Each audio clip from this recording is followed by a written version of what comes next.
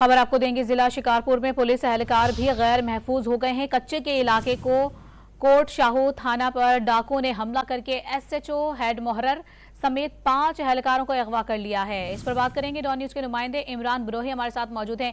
इमरान, बताएगा एहलकारों की बाजियाबी के लिए पुलिस की जानिब से कोई इकदाम उठाए गए अब तक? जी बिल्कुल, ये शिकारपुर का इलाका है। कोट शाहू की हदूद में जो है आज कच्चे के डाकुओं ने हमला करके पुलिस अमले को जो है अगवा कर लिया गया है। 5 पुलिस एहलकार एसएचओ समेत जो है 5 एहलकारों को अगवा करके कच्चे के इलाके में ले गए हैं।